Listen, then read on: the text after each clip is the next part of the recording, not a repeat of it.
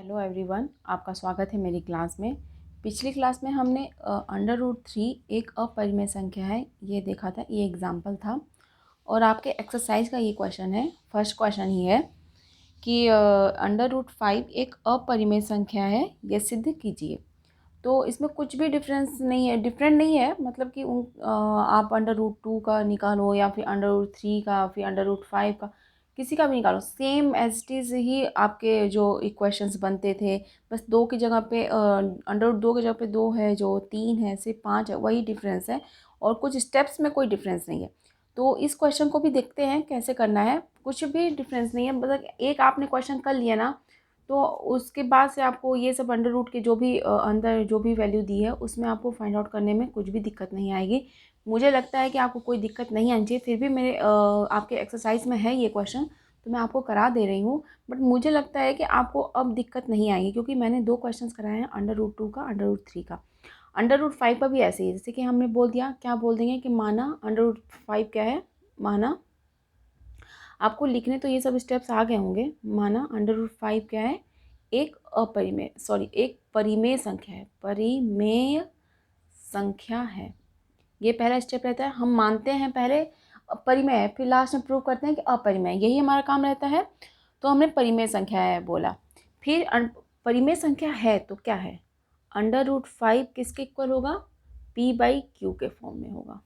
तो q यहाँ पे क्या होगा, कभी भी 0 नहीं हो सकता, और p व q पूर्णांक हैं, एक ये वो कंडीशन था इसमें। और p व q सह अभाज्य हैं, सह अभाज्य हैं। हाँ, ये आपको कंडीशन पता होनी चाहिए।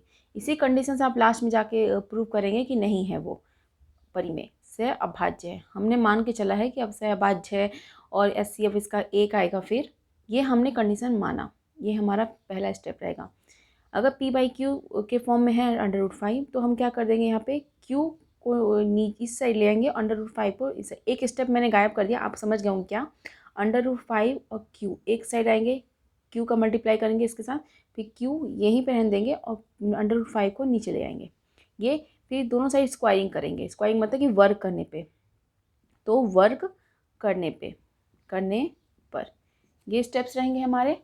तो क्या आएगा, q² p²/5, ये इक्वेशन 1 बन गया अपना एक इक्वेशन। फिर मैं बोल रही कि p व q पूर्णांक है, हमें पता है, तो q पूर्णांक है, चूँकि q पूर्णांक है, ये हमें पता है, हमने माना भी है, और ये है, हमने परिमेय अपरिमेय संख्या के बारे में जब मैं बताई थी तो मैं आपको क्लियर की हूँ क्लासिफिकेशन ऑफ नंबर क्लास में। जो मैंने क्लासिफिकेशन ऑफ नंबर क्लास लिया है उस वाले क्लास में ये सब मैंने क्लियर किया है। अगर q पूर्णांक है तो q² भी पूर्णांक होगा, इसलिए q² भी पूर्णांक होगा। q² अगर पूर्णांक होगा तो अगर q² का ही मान है तो ये भी पूर्णांक होगा, इसलिए p²/5 भी पूर्णांक होगा। ये समझ आया, आपको दिख रहा है कि नहीं, एक सेकेंड, यहाँ तक तो दिख रहा होगा, q² भी पूर्णांक होगा, यहाँ तक समझ आ गया। अब एक स्टेप्स लेते हैं यहाँ पे कि एक सेकेंड, p²/5 भी पूर्णांक होगा, ये तो आपको समझ आ रहा होगा, 2 क्लास में मैं यही बार बार बता रही हूँ आपको, मुझे उम्मीद है अब समझ आ गया होगा आपको।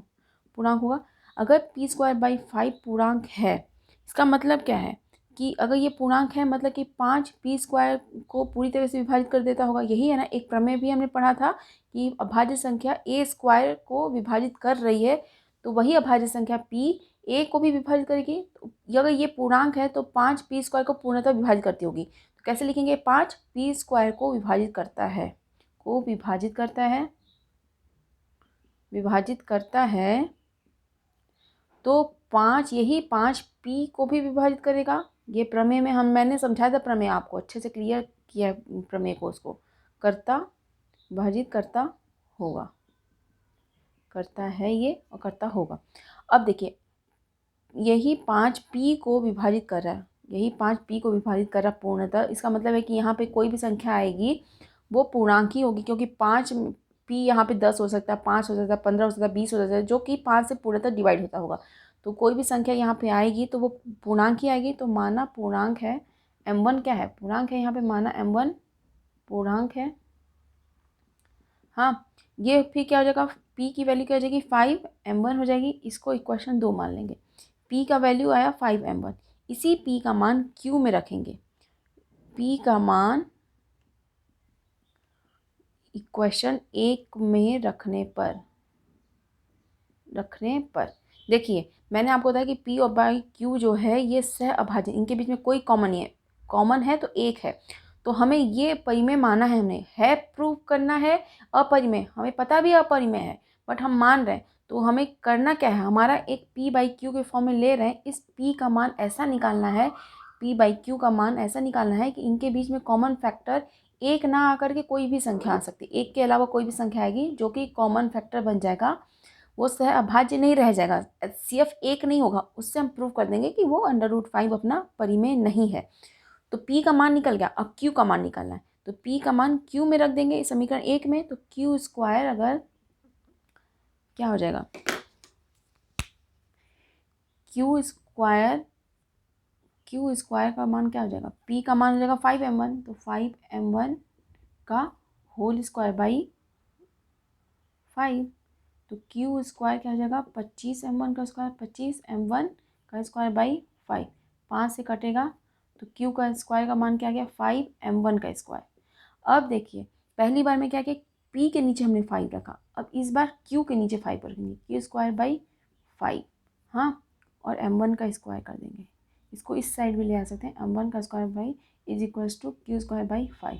इसको मान लेंगे समीकरण 3। हाँ, इसको माना। अब देखिए q हमें पता है, m1 क्या है कि पूर्णांक है, हमें पता है m1 हमने माना था पूर्णांक। चूँकि m1 पूर्णांक है तो m1 स्क्वायर भी होगा, पूर्णांक है, इसलिए m1 स्क्वायर भी पूर्णांक होगा, ये माना। अगर m1 स्क्वायर पूर्णांक है तो q स्क्वायर बाई 5 भी पूर्णांक होगा, q स्क्वायर बाई 5 भी पूर्णांक होगा। ये हमने समझा, ये समझा, q स्क्वायर बाई 5 भी पूर्णांक होगा। अब क्या निकला इससे कि q स्क्वायर बाई 5 पूर्णांक है तो क्या होता है, इसका मतलब कि q स्क्वायर बाई 5 पूर्णांक है, मतलब कि 5 q स्क्वायर को पूर्णतः विभाजित करता होगा, 5 q स्क्वायर को विभाजित करता है। हाँ, तो 5 यही 5 q को भी विभाजित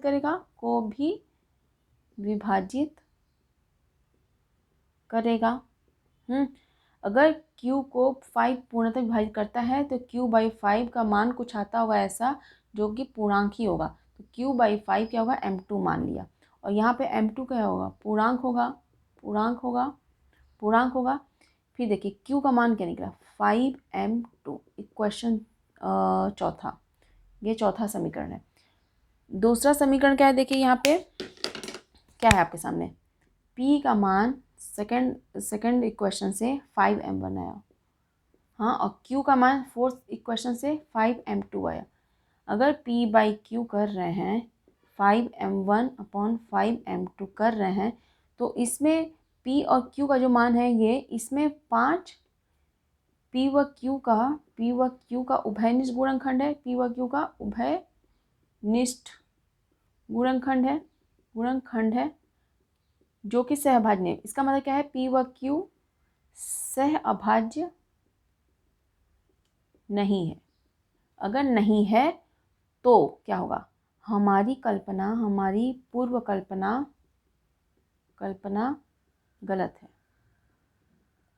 गलत है। हमारी पूर्व कल्पना क्या है, गलत है। फिर क्या बोल देंगे कि √5, अतः √5 एक अपरिमेय